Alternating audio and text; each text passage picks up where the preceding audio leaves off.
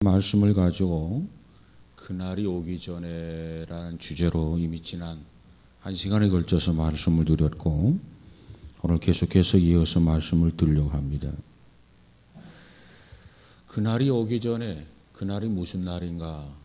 인류의 종말, 주님의 날, D-Day, 심판의 날, 여러 가지로 설명합니다. 그러나 중요한 것은 우리가 이해를 하는 것이 무엇보다도 중요하죠. 그러면 그날이 오기 전에 그날을 바라보면서 인류의 종말의 날을 바라보면서 우리는 어떻게 살아야 하는가? 두 가지로 말씀하고 있다고 그랬어요. 그 두 가지가 뭐였죠?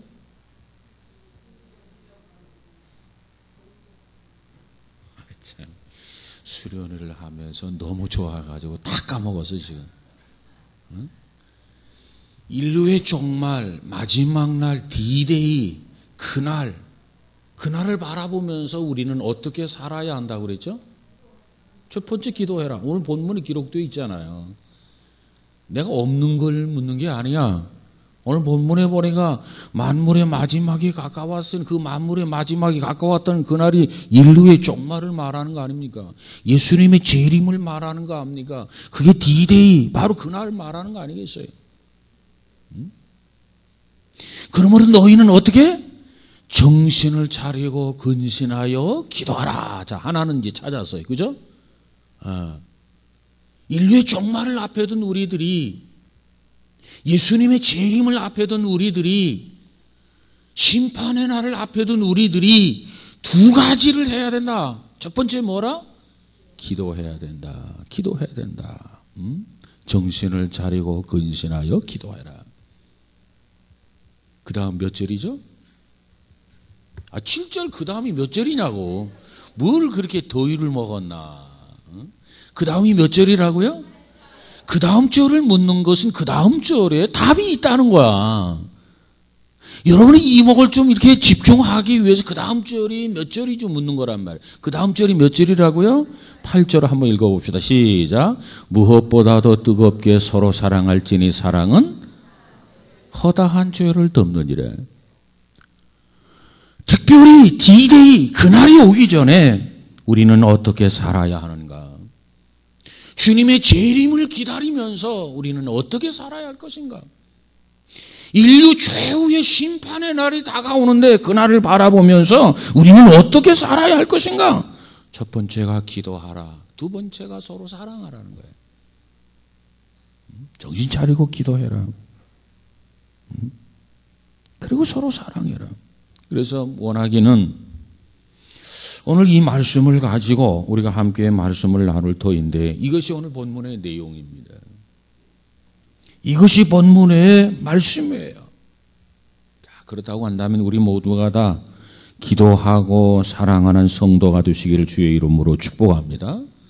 기도하고 사랑하는 우리 한양중앙교회가 되시기를 주의 이름으로 축복합니다. 그러면 이제 기도부터 하나하나 공부하도록 합니다. 자, 종말론적 신앙 가운데 첫 번째 주님이 당부하신 말씀이 뭐냐? 기도하라는 거예요. 기도. 왜 마지막 날을 앞에 두고 인류 최후의 심판 날을 바라보면서 왜 주님께서 베드로를 통해서 우리에게 너희들은 기도해라 이렇게 말씀하셨을까요? 그 이유를 한번 생각해 보십시다. 예수님의 재림이 다가온 이때, 종말이 다가온 이때, 마지막 심판 날이 다가온 이때, 인류의 마지막 그 시간이 타임이 착각 다가오는 이 시대에 주께서 베드로를 통해서 우리에게 말씀하기를 기도하라 그래서 기도해라. 왜 마지막 날을 앞에 두고 하나님의 심판의 날을 앞에 두고 우리에게 기도하라고 하셨을까? 왜 주님께서 기도하라고 말씀하셨다고 생각합니까? 우리는요, 그 마지막을 생각할 때마다 우리는 당황을 하게 됩니다. 예수님이 오실 날 아주 멀어서 생각하면 우리는 당황하지 않아. 그러나 예수님께서 이 땅에 오실 날이 임박했다. 그 예수님은 도적같이 오신다. 그걸 믿는다고 한다면은요, 우리는 당황하게 되어 있단 말이에요. 여러분, 만약에 예수님께서 오늘 저녁 12시 정각에 오십니다. 만약 그게 사실이라고 가정해서 한번 생각해 보십시다. 그게 사실이야. 그걸 내가 믿어. 그렇다고 한다면 여러분 어떻게 해야 되겠어요? 뭐 안 믿어지는데 뭘? 응? 혼란스러워진단 말이에요. 혼란스러워져요. 응? 당황하게 된다 그 말이에요. 왜 당황하게 되고 왜 혼란스러우냐? 주님이 오실 것을, 그렇게 빨리 임박해서 오실 것을 예측을 안 했기 때문에 그래요. 준비가 안 됐기 때문에 그래요. 오신다는 말은 들었는데 그거에 대한 실감을 느끼지 못했단 말이에요. 지금까지. 그래서 예수님이 오신다고 하는 것이 아멘 주 예수여 어서 오시옵소서가 아니라 불안해질 수밖에 없단 말이에요.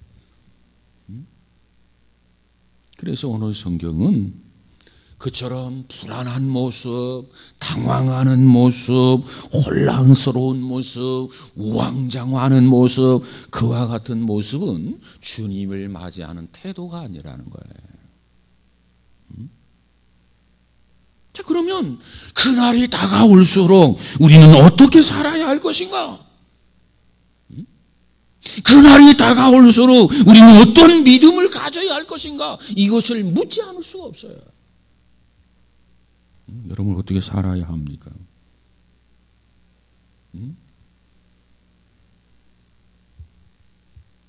그래서 오늘 주님께서는 우리에게 그렇게 말씀을 해요. 기도해라. 왜? 기도하면은 주님께서는 우리가 어떻게 살아야 할 것인가를 기도를 통해서 하나님이 우리에게 알려주세요. 기도를 통해서 어떻게 살아야 할 것인가에 대한 답을 우리가 얻을 수 있어요. 그렇기 때문에 임박해오는 이 시대에, 종말을 앞둔 이 시대에 주님께서 베드로를 통해서 하고 많은 말들이 있지만 가장 강조하는 것이 기도해라. 정신을 차리고 깨어서 기도하라. 이 메시지를 준 거야. 왜? 기도만 하면 어떻게 살아야 할 것인가? 그 내용, 답을 하나님이 우리에게 주신단 말이에요.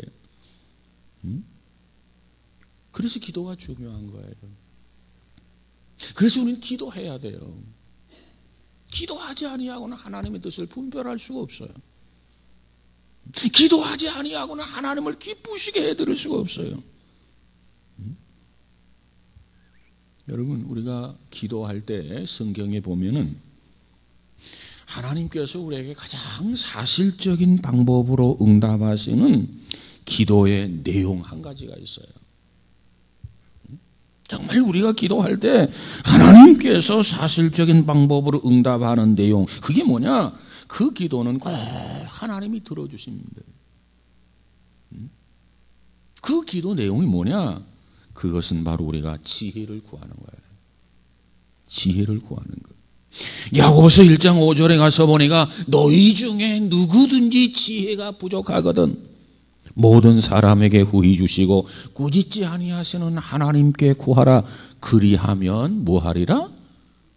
그리하면 뭐하리라? 주시리라.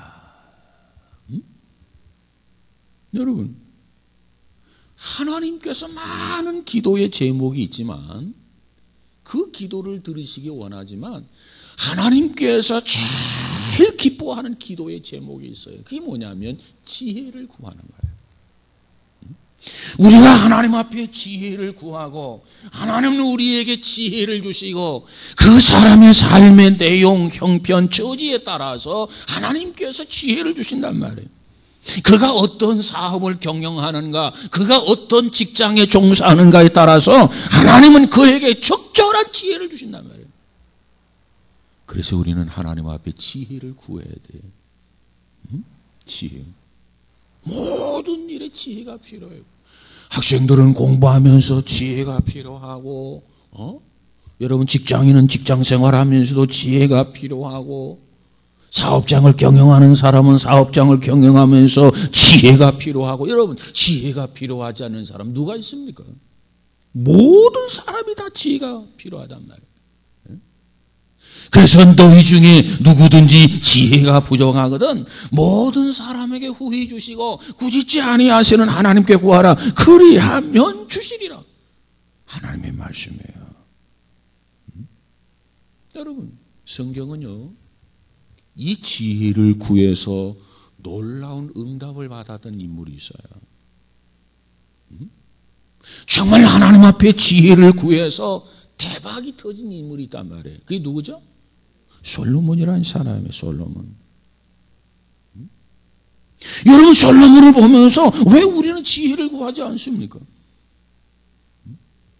솔로몬이 지혜를 구해서 하나님 앞에 응답을 받았고, 당대에, 아니 오고 오는 세대 그 누구보다도 추종이 불가능한 지혜를 하나님 앞에 얻었단 말이에요. 여러분, 우리가 어려운 일을 닥칠 때, 시련을 닥칠 때, 고통의 바람이 불어올 때 우리 안에 일어나는 본능적인 질문이 있어요. 어떻게 하지? 어떻게 대처하지? 어떻게 이 일을 헤쳐나가지? 어떻게 극복하지? 어떻게 살아야 하지? 어떻게 해야 돼요? 기도해야 돼요. 그러면 그 지혜를 하나님이 우리에게 주신단 말이에요. 어떻게 해야지 모든 짐을 다 짊어지고 하늘이 무너지고 땅이 꺼지라고 걱정만 해서는 안 돼. 그런 문제를 가지고 하나님 지혜를 주세요. 하나님, 나에게 지혜가 필요합니다. 하나님 앞에 지혜를 구해야 된단 말이에요.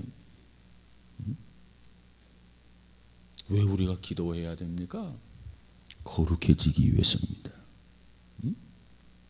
우리가 하나님 앞에 기도하는 것만큼 우리 영혼이 깨어있게 되고 우리 영혼이 맑아져요.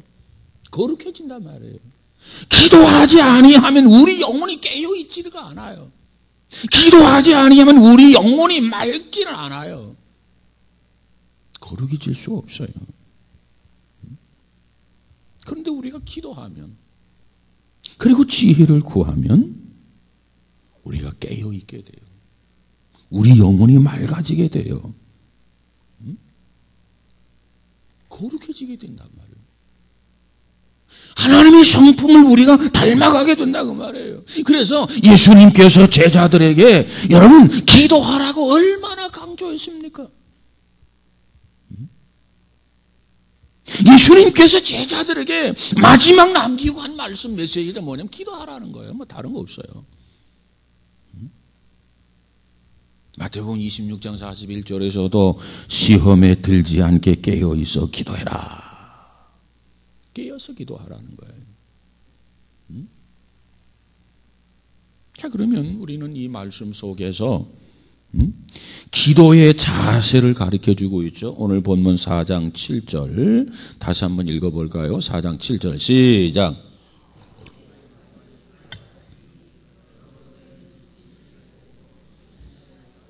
자, 우리가 기도가 필요해. 지혜를 구해야 돼. 모든 면의 지혜가 다 필요해. 지혜가 필요하지 않는 사람 없어. 지혜를 얻기 위해서 기도해야 돼.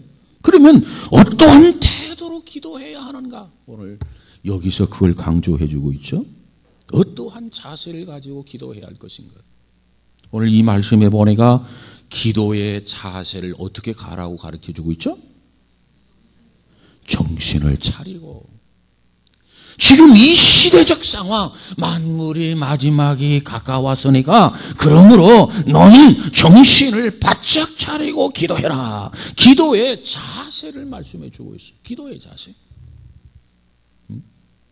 기도라고 하는 것은 그저 정신을 차리지 아니하고 막 소리 지르는 것이 기도가 아닙니다.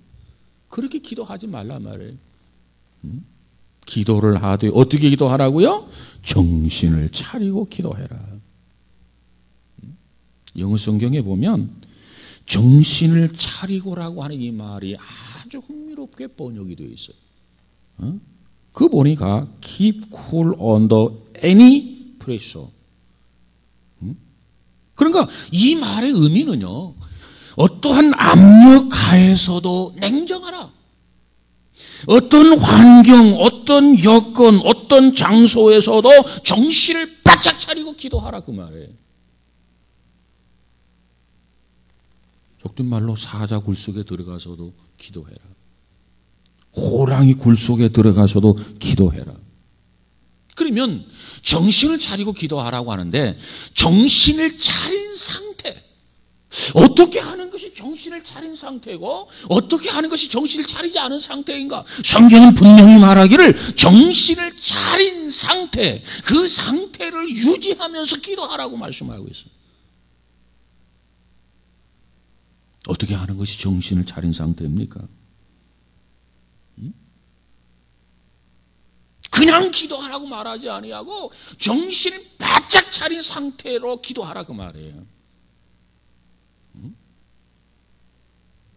여기서 정신을 차린 상태에 대해서 어느 성서학자는 이렇게 정의를 내렸습니다. 모든 문제를 막 뒤섞여 있는데 어느 것이 중요한가, 어느 것이 중요하지 아니한가를 분별할 수 있는 상태를 정신 차린 상태다.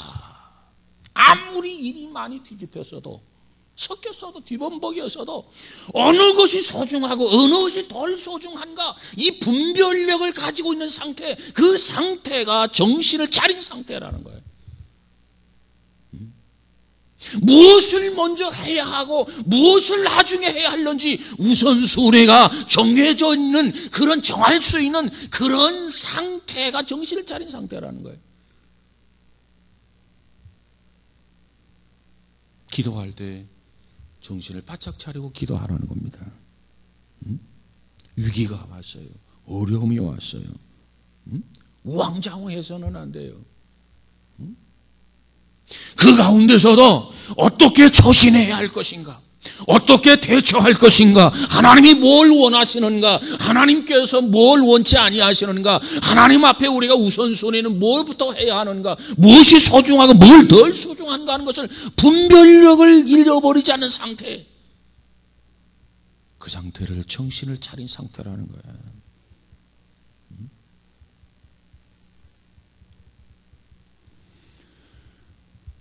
마지막 종말을 앞둔 우리들에게 정신을 차리고 기도해라.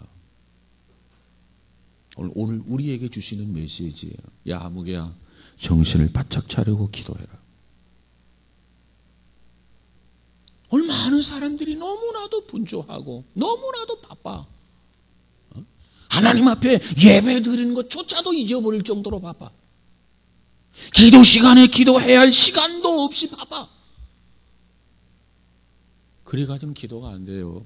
아무리 바빠도 하나님 앞에 예배를 드리고, 아무리 바빠도 하나님 앞에 기도하고, 정말 내가 해야 할 일이 무엇이고 하지 말아야 할 일이 무엇인가를 알아야 된단 말이에요. 그 분별력을 잊어버리면 안 돼. 오늘 현대인들은 너무나 바빠서 커다란 문제라.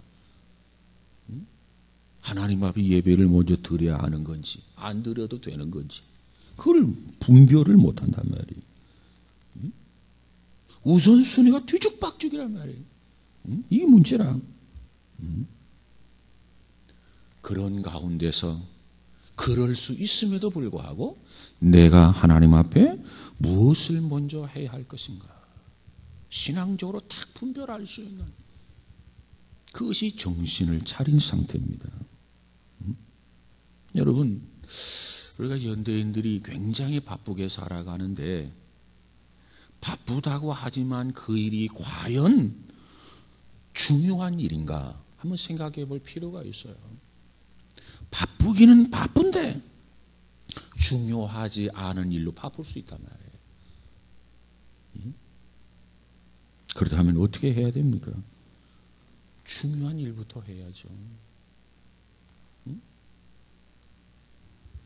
긴급하다고 해서 그것이 가장 중요한 것 아닐 수도 있어요. 그런데 그 긴급한 것 때문에 중요한 것을 놓쳐서야 되겠습니까? 그래서 주께서는 우리에게 기도할 때 이처럼 정신을 차리고 기도하라. 무엇이 중요한지 중요하지 아니한지, 우선순위에 있어서 무엇이 먼저이고 무엇이 나중인지 그걸 분별하면서 기도해라. 그것이 바로 정신을 차리고 근신하여 기도하라라는 말씀입니다. 여러분, 저와 여러분이 이처럼 하나님 앞에 정말 참으로 기도할 때 기도 속에서 우리 자신을 발견하게 됩니다. 기도 속에서 하나님의 뜻을 발견하게 됩니다. 기도 속에서 나를 향하신 선하신 하나님의 뜻, 온전하신 하나님의 뜻, 기뻐하시는 그 뜻을 우리가 분별하게 됩니다. 그럴 때 내가 지금 가장 우선 먼저 해야 할 일이 무엇인가? 답이 나오는 거예요. 우리는 그 일을 먼저 해야 돼요.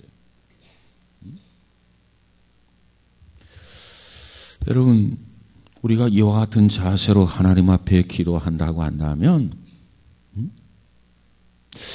내가 삶을 어떻게 살아야 할 것인가? 그 질문에 대한 답도 스스로 얻을 수 있습니다.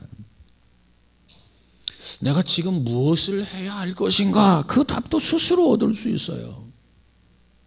내가 지금 먼저 무엇을 해야 할 것인가? 내가 하고 있는 것 가운데 가장 가치가 있는 것은 무엇인가? 또 그 일을 내가 어떻게 해야 할 것인가? 그러다가 내가 어떻게 마지막 죽을 것인가? 이 모든 것이, 그 대답이 기도 속에 있다는 거예요.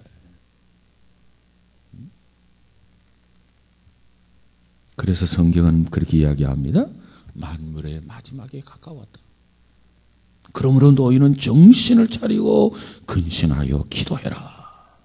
분주하다고 해서 기도를 잃어버리면 안 돼. 기도를 놓쳐서는 안 돼.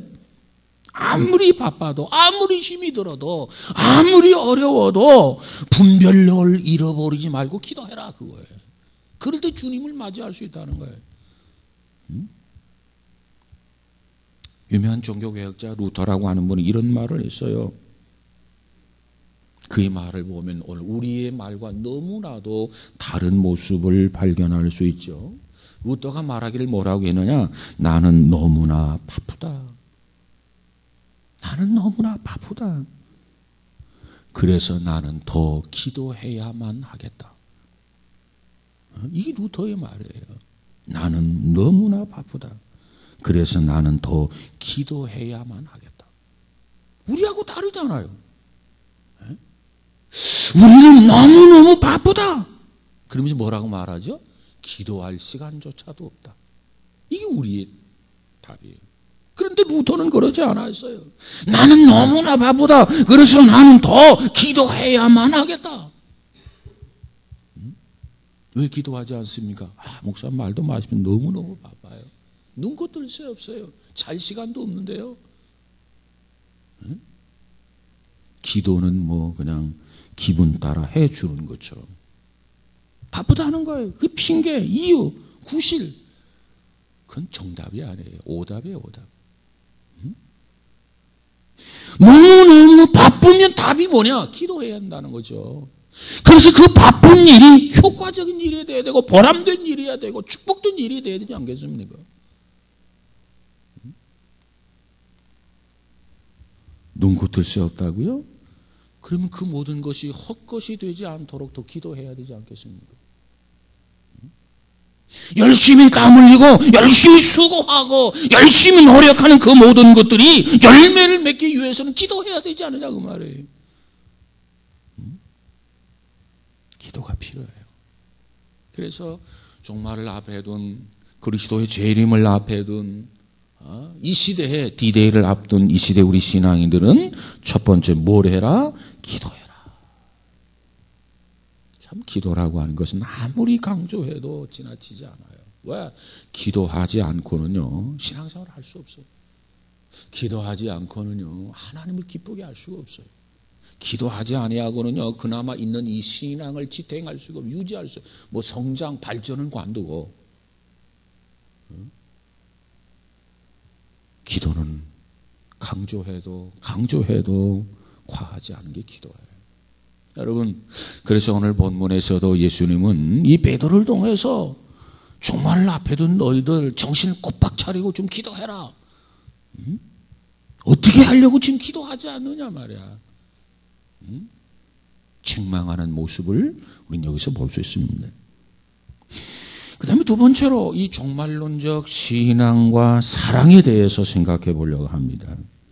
특별히 오늘 본문에 보니까 두 번째 명령을 전달하는데 8절에 가서 보니까 뭐라고 말씀하고 있다고요? 자, 다시 8절에 보니까 뭐라고 말씀하고 있다고요? 사랑하라. 사랑하라고 말씀하고 있어요. 마지막 때를 당해서 이 종말을 앞에 두고 예수님의 재림이 임박한 이 시대에 우리에게 뭐라고 명령하느냐? 사랑하라는 겁니다. 기도해라. 그러더니 이제는 사랑하라. 그러면서 뭐라고 말씀하냐면 무엇보다도 열심히 서로 사랑해라. 이렇게 이야기합니다. 여기서 무엇보다도 서로 사랑해라?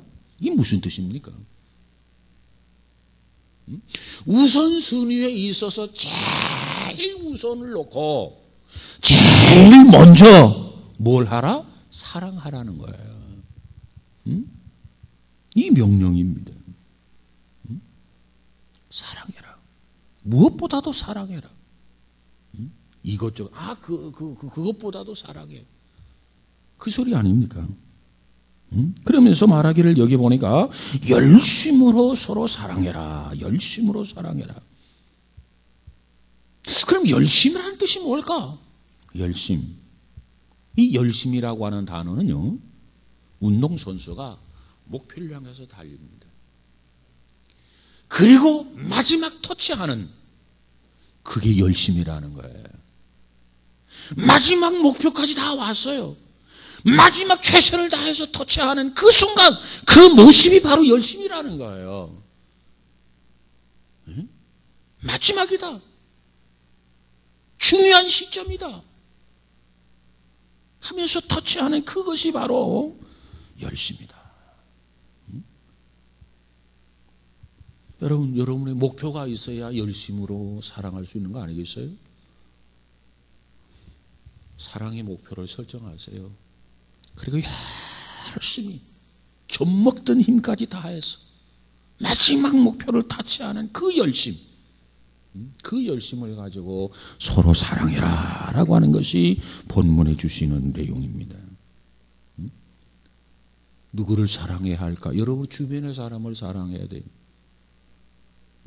가족을 사랑해야 되고 이웃을 사랑해야 되고 구역 식구들을 사랑해야 되고 서로 섬기면서 최선을 다해서 열심을 다해서 젖먹는 힘까지 서로 사랑해라. 여러분 구약 성경에서 최대의 계명이 뭐죠? 구약 성경에서 최대의 계명. 예수님께서 마가복음 12장 30절에 이렇게 말합니다. 내 마음을 다하고 목숨을 다하고 뜻을 다하고 힘을 다하여 뭐래라? 주 너의 하나님을 사랑해라 하신 것이요. 둘째는 이것이니 또 내 이웃을 내 몸과 같이 사랑하라. 이것이 구약에 있는 최대의 계명, 하나님을 사랑하는데 여기 보니까 마음을 다하고 목숨을 다하고 뜻을 다하고 힘을 다하고 이 네 가지 중에 모든 게 다 들어가 있어요. 모든 것을 다해서 두 너희 하나님을 사랑하라. 둘째는 이것이니 또 내 이웃을 내 몸과 같이 사랑하라. 이것이 구약의 최대의 계명입니다. 그 다음 신약에 있어서 최대의 계명이 뭐예요? 신약에 있어서 최대의 계명. 요한복음 13장 34절에 가서 보니까 새 계명을 너희에게 주노니 서로 어떻게?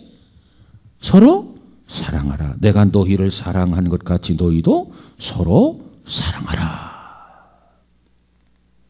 자, 구약의 최대의 계명이 하나님 사랑하고 이웃 사랑하라. 그리고 신약의 최대의 계명이 내가 너희를 사랑하니 너희도 서로 사랑하라.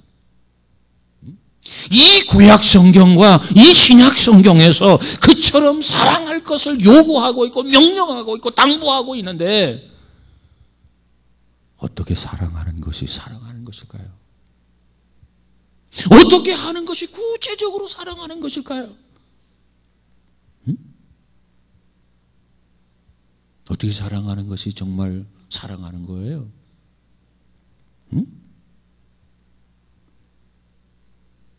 어떻게 사랑하는 게? 성경은 사랑을 추상적으로 말하고 있질 않아요.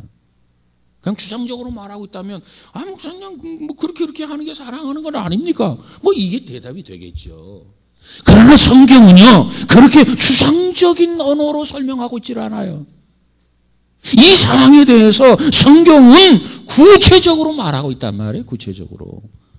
그러면 구체적으로 어떻게 사랑하는 것이 사랑하는 것인가 그 답을 우리가 가지고 있어야 그대로 실천할 수 있는 거 아니겠어요? 왜? 구약 성경에서도 최대의 계명이 하나님 사랑하고 이웃 사랑하라. 신약의 최대의 계명이 내가 너희를 사랑하는 것처럼 너희도 서로 사랑하라고 그러는데 이 신약과 이 구약에 있어서 사랑을 강조하고 명령하고 있는데 어떻게 사랑하는 것인지 모른다고 한다면 어떻게 실천할 수 있겠습니까?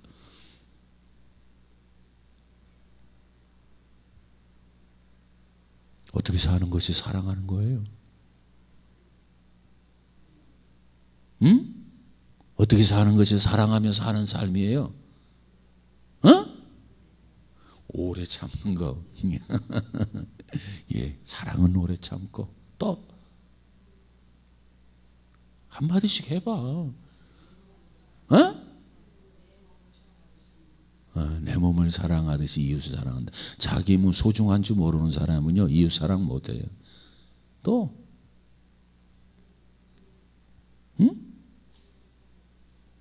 주님 사랑?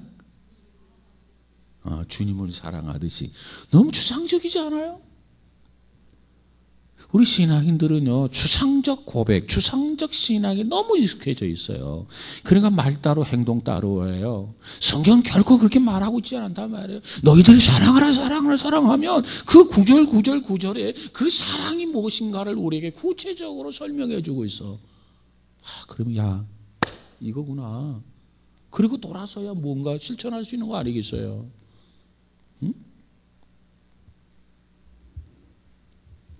어떻게 사는 것이 사랑하며 사는 것입니까? 모르는데 왜 자꾸 물어요? 그런 것 같아요.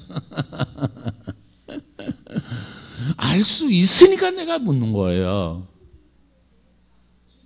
어이구 뭐 다 나오네요. 섬기고 대접하고 기도하고. 오늘 본문에 보니까 그 사랑에 대해서 그 대답을 보여줘요. 오늘 본문에 나와 있다니까 하나님의 말씀은. 오늘 본문 8절을 다시 볼까요? 무엇보다도 뜨겁게 서로 사랑할지니 사랑은 허다한 죄를 덮느니라. 서로 대접하기를 원망 없이 하고 각각 은사를 받은 대로 하나님의 여러 가지 은혜를 받은 선한 청지기같이 서로 봉사하라. 자, 여기에 보니까 그 대답이 나와 있죠. 세 가지로 나와 있어요. 사랑은 허다한 죄를 덮느니라. 서로 대접하기를 원망 없이 하라. 너희가 사랑함으로 서로 자기 은사를 가지고 상대방을 위해서 봉사해라. 세 가지를 말해주고 세 가지. 어떻게 사랑하며 살아갈 것인가?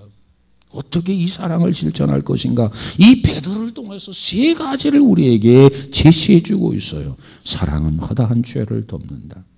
서로 대접하기를 원망 없이 해라. 너희가 사랑함으로 서로 자기의 은사를 가지고 상대방을 위해서 봉사해라. 자, 그런데 이 말씀에서 서로라고 하는 말이 반복되어 있는 것을 볼 수 있습니다. 서로 사랑할지니 서로 대접하기를 원망 없이 하고 서로 봉사해라. 서로라고 하는 단어가 반복되어서 나타나 있죠. 자, 첫 번째 뭘 강조합니까? 서로 용서해라. 서로 용서해라. 너희가 사랑할지니 사랑은 허다한 죄를 덮느니라. 자, 용서하는 것. 사랑을 구체적으로 실천해야 되겠는데 어떻게 사는 것이 사랑하며 사는 것일까? 용서하라는 거예요. 서로 용서해라. 그러면 용서의 첫 단계가 뭐냐? 용서의 첫 단계. 용서의 첫 단계가 뭐죠?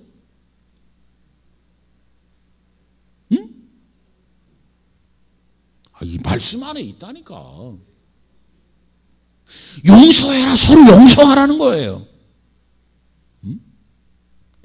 자, 그런데 이 용서함에 있어서 이 용서의 첫 단계가 뭐냐면 뭐예요? 서로 사랑할지니 사랑은 허다한 죄를 덮는다. 용서의 첫 단계는 상대방의 허물을 덮어주는 거예요. 그게 용서 아닌 것 같은데요. 상대방의 허물을 덮어주는 것이 용서의 첫 단계. 그래서 어느 분은 그런 말을 했어요. 잘 들어보세요. 내가 상대방의 허물과 잘못한 것을 알고도, 모르는 게 아니야. 내가 다 알아, 실상을. 알고도 상대방을 덮어주려고 할 때 상대방은 고백을 하게 된다. 그리고 그 고백이 곧 그를 치유하게 된다. 내가 다 알고 있어요. 근데 이걸 까발리려고 하는 게 아니라 내가 다 알고 있는데 그걸 덮어주려고 그래요. 그러면 상대방이 그걸 알고 우리를 이렇게 다 고백하게 된다는 거예요. 스스로. 고백하게 되면 그 고백 그 자체가 그를 치유하게 된다는 거예요. 그런데 우리는 그런 방법을 쓰지 아니하고 너 이런 일을 했지? 당신 이렇게 했지? 상대방의 모든 것을 기탄 없이 폭로하게 됩니다.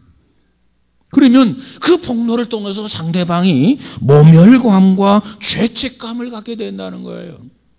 그래서 마침내 가식과 중상자가 된다. 그래서 성경은 우리에게 뭘 말씀하고 있느냐? 사랑. 이 사랑은 용서하는 건데, 사랑을 용서하는 건데, 용서하려면 먼저 덮는 법을 배우라는 거예요. 덮는 법. 사랑은 허다한 뭐를 덮는다? 죄를 덮는다. 이게 사랑. 이것이 사랑을 실천하는 방법이에요. 까발리는 것이 사랑이 아니고 사랑은 덮는 거예요. 덮어두는 거예요. 치부를 드러내는 게 아니에요. 공개하는 게 아니에요. 나팔 부는 게 아니에요. 다 알지만 덮어주는 거예요. 여러분, 우리가 사도행전 9장에 가서 보면 아주 유명한 이야기가 나와요. 거기에 보면 믿음의 족장 누가 나오죠? 노아가 나옵니다. 이 노아가 술에 취해가지고 기분이 좋았던지 옷을 다 벗어버리고 나체로 잠을 자고 있어요. 근데 이것을 세 아들 모두가 발견하게 됩니다. 그때 맨 처음 함이라고 하는 아들이 그의 모습을 보고 밖에 나와가지고 형들에게 막 떠들어댑니다. 못 볼 것을 보냐? 형, 아버지가 노망 들었나 봐. 미쳤나 봐. 빨개를 벗고 주무시고 있어. 무슨 추태야? 죽을 때가 됐나? 죽으려면 곤히 죽지. 아마 그랬을 것 같아요. 온갖 아버지 치부를 다 드러내고 공개했단 말이에요. 그때 하나님께서는 함을 저주하는 장면을 한번 보시기 바랍니다. 뭘까요? 창세기 9장을 한번 가서 보십시다. 구체적 사랑이 뭔가 우리가 사랑을 실천하는 법을 배워야 하겠기에 한번 찾아보는 거죠.